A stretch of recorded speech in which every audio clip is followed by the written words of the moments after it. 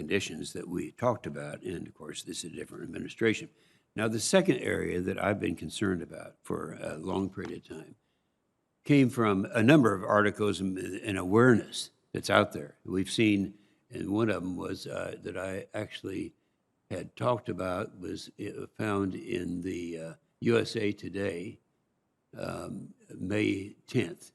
Now, in this thing, they talked about what's going to happen with our allies, people who stood by us, and if we withdraw in a manner that they're talking about.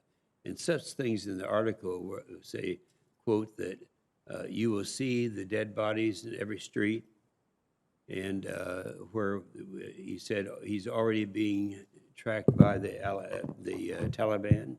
They will slaughter us.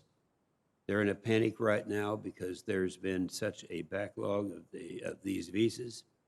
It goes on, and I do want to ask at this point in the record, Mr. Chairman, that this be a part of the record.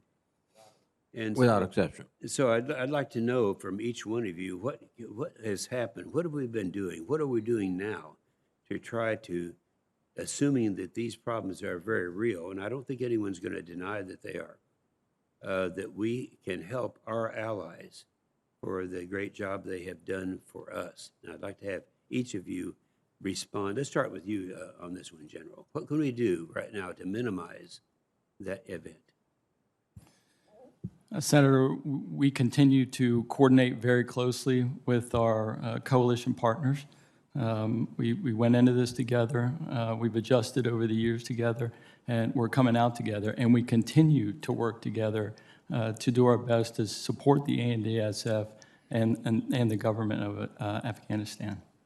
You say we're coming out together. That's correct. Okay, to me, that makes that even worse. What do you think, Mr. Secretary? Senator, thank you for that question. I agree with you. We have a moral obligation to help those that have helped us over the past 20 years of our presence and work in Afghanistan.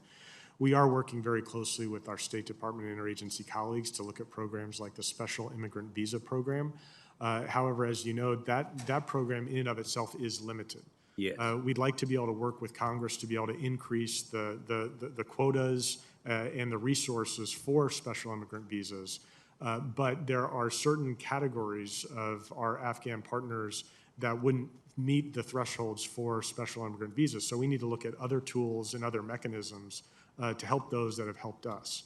Whether that's significant public benefit or humanitarian parole or other types of mechanisms that we can use to facilitate this. And we are working within the interagency to be able to identify those and get the proper resources attached to them. With respect to special immigrant visas, we're working very closely with State Department to identify and provide data that can help to provide the identification and the identities of those employees of the Department of Defense that would qualify. We're also looking at biometric data, which can also help to provide information and insight on who may qualify for that type of benefit. Okay, but that's well, my time has expired, but I don't get a lot of comfort out of those answers. I'm very much concerned about those. Thank you, Mr. Chairman. Thank you.